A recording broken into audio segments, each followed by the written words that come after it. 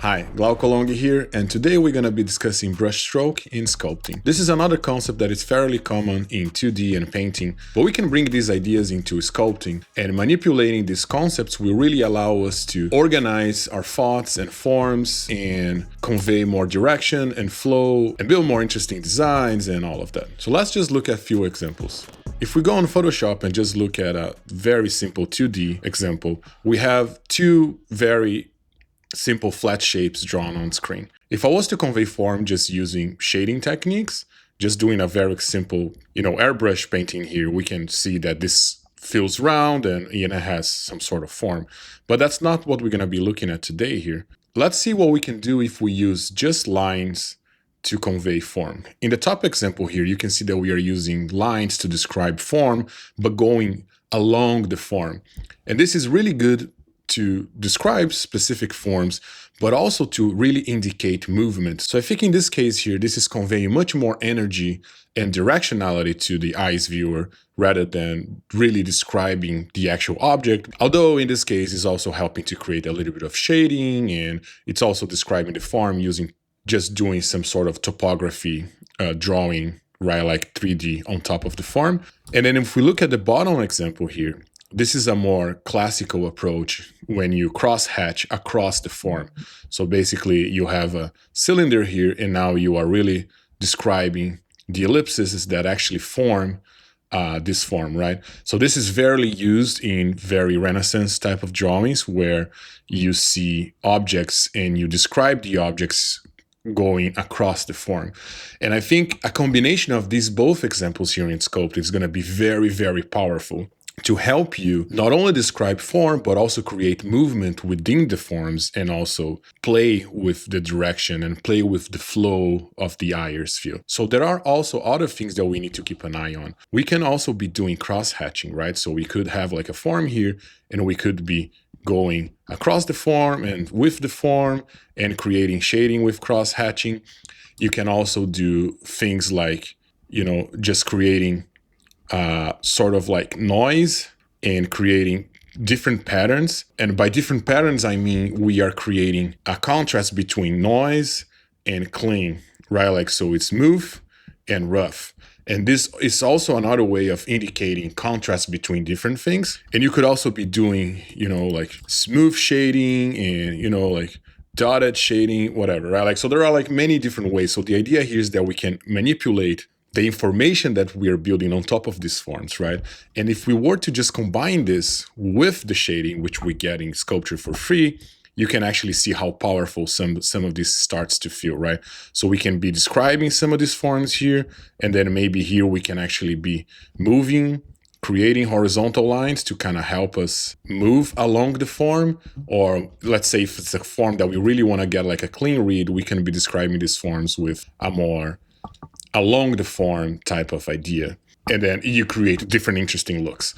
So let's just jump into Zbrush and see how we can actually put all of this into practice. Here I have a witch that I've been working on for a couple of days. And you can see that I'm using a rake brush here. This is Ryan Kinsley's rake brush. If you haven't seen this yet, please go download. It's amazing. But I'm using the rake brush to clean up the forms, but also to help me indicate more forms and indicate flow. So let me just kind of break this down a little bit for you. I'll just do something a little bit more easier to see. All right, so let's just do this. Let me just make something a little bit easier for us to kind of look at. All right, so you can see that here I'm going across the form, right? Like if we look at this main form here, I'm going across the form for the most part. And then once we start turning here, I start going into this direction. So what this is actually helping us to see, it's this sort of like movement, which I want to emphasize with this sculpture, right? And because I have like some of these lines compressing here, I definitely want to play with this idea of going around the head and creating this circular sort of like composition movement into the face, right? So this is one thing. Another way, we are pinching this corner here, right? So in order to really kind of double down on that pinching idea, you can see like some of these lines are going this way. So they all converge into this pinching into this pinching corner here. And then together I go with my rake brush and I'm kind of cross-hatching and making sure they all converge into that direction too. So that it's really kind of moving all of these things into that point. Let's see this other side here. If we look at like some of these forms here, I'm also going around across the form. And in this case, because I want to make this a little bit more kind of bulging out, I definitely want to make sure I'm describing the form across the form. I'm going across the form. In other areas here, though, you can see that I'm actually going with the form. So in other areas here, you can actually see that I'm going with the form. Like this part of the nose is a little bit of a flatter surface in this area. So you can see that I'm doing like strokes in this direction to really kind of help the eye flow into this movement here, right? Or even here too, like I'm going with the form and against the form. So this is a sort of a combination of brush strokes that we can be using to not only clean the surface, but also help us create movement into the piece. And if you look at 2D painters, they tend to use this a lot. And I think this is very, very important for us when sculpting as well. So let's just look at a different example here. So this is another, very simple sketch, just a couple minutes in, of something that I started the other day. And you can see that I have like this gesture of this person, like opening up like a lion's mouth, for example, or something like that, right? So let's just see what we want to really convey here in this piece. I really want to emphasize this idea. Let me just kind of make this a little bit easier. So I really want to emphasize this movement here. And I also want to make sure this feels that this is stretching and this is compressing, right? So we want to have some sort of like pinching here. We want to have some sort of like big arch movement here. And we want to make sure like this is getting stretched because it's pinching on the other side. So this is elongated, right? So just looking at this back here, which has a lot of movement, let's see, regardless of the anatomy, let's see how we can be building some of these forms in order to help us create this illusion or to really double down on this composition sort of design ideas that we want to build. So let's just kind of start by, using maybe these of the guidelines as just an idea. And we can use the clay buildup brush here, for example, and just thinking about the form. I'm going to be going along this form here, creating volume and making sure I'm creating volume in this direction here, right? So here I am building form, making sure my form is kind of coming from this side and creating volume here, right? So I'm coming here. And I'm going to continue building volume here. So this is pinching. So there's a lot of like, let me just get rid of like this floor. So there is a lot of volume here. And because I want to emphasize this crease here, right? Now, just keep following me, but I'm building the form here, right? I'm building. And now I want to emphasize the gravity in this form here, in the pinching here. So I'm going to now go across the form. So I'm going to go across the form here and making sure I'm really emphasizing this line, this ridge here. So going across the form and really creating the pinching that we want to have in this direction here. So let's just keep going. Let's see. In this area here, we want to make sure this is also pinching here. So we can start designing some of these forms, some of this anatomy. And like I said, I'm not really thinking too much about anatomy, but obviously I want to make something that feels believable. So having basic understanding of anatomy and what's happening here in this part of the body, it's really important, right? Because we're going to be playing with softer forms, which are muscles and fat pads and tendons, that kind of thing, together with more rigid muscles or more rigid structures like the bone structure that we're going to have here in the hips, for example, and balancing, hard edges, soft edges, movement and stiffness and all of that is what really creates interesting compositions and interesting, pleasing things to look at, right? Like this whole idea of organizing the chaos and organizing the contrast between all of these forms. So you can see that this starts to feel like it's coming down. And because all of my lines are going in this direction, right? So they are telling the viewer, hey, these forms are coming down here.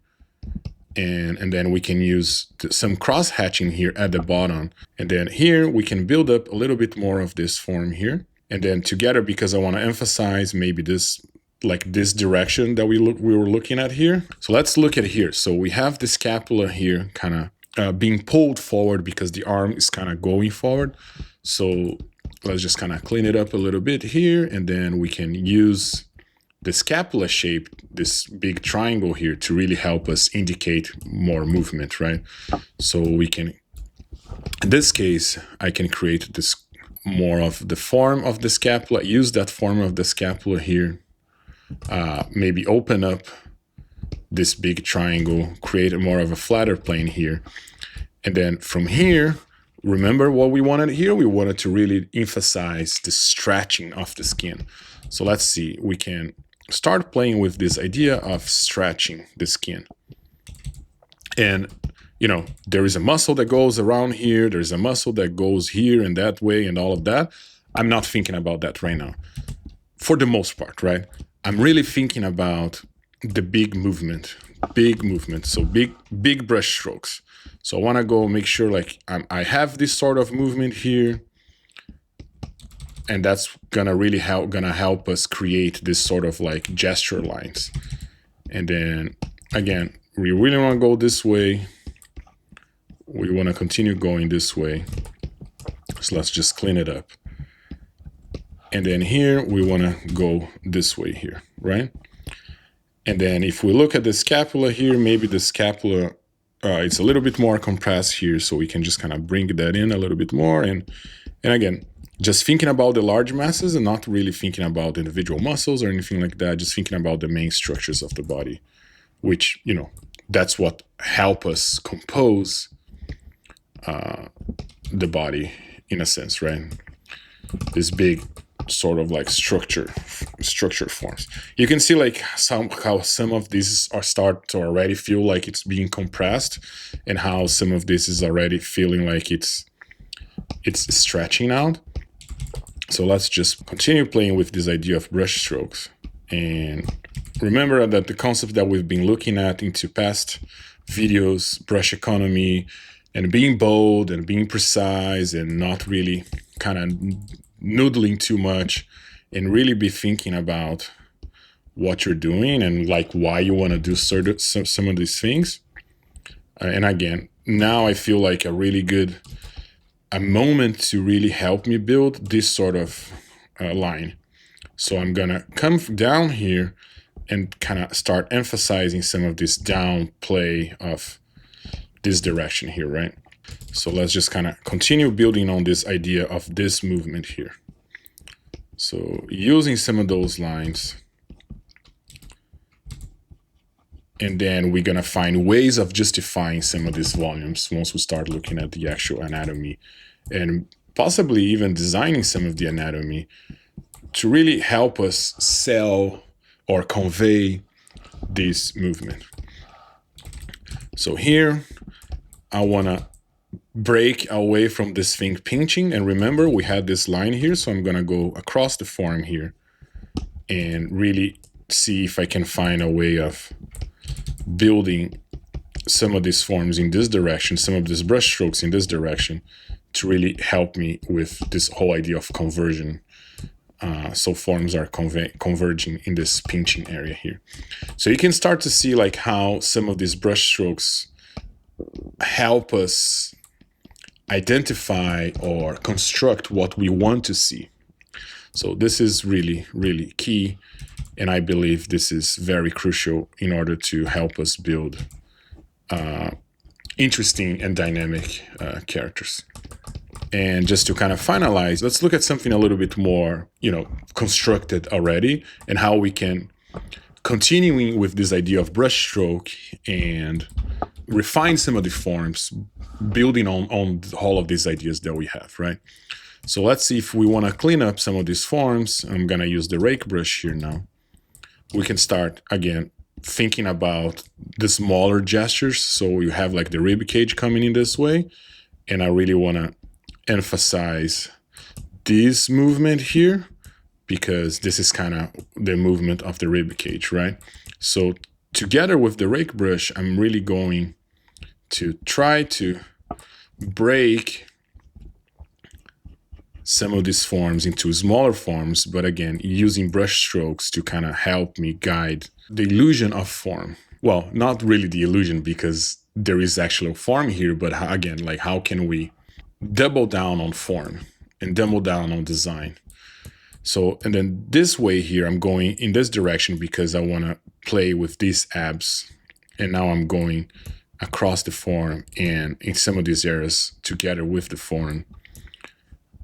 And then again, playing with this idea of movement here, going a little bit, breaking that a little bit here to kind of create a plane in this direction. This is when things start to become a little bit harder to kind of be very pragmatic with the approach, and you really need to let your intuition after all of these exercises and analyzing other people's works to really kind of let it flow. And here, to be very honest, I'm not really thinking about exactly each one of these brush strokes. Most of these starts to happen naturally, right? Like, but they are all based on these ideas that we just looked at.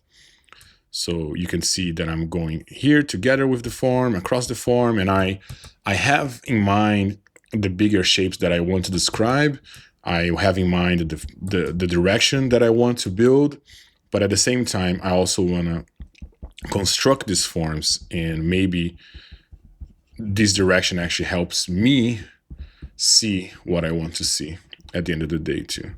And, you know, this can go on forever. And then you can start to see like how more refined it starts to feel and how much more interesting it starts to look once you have some of these marks in place.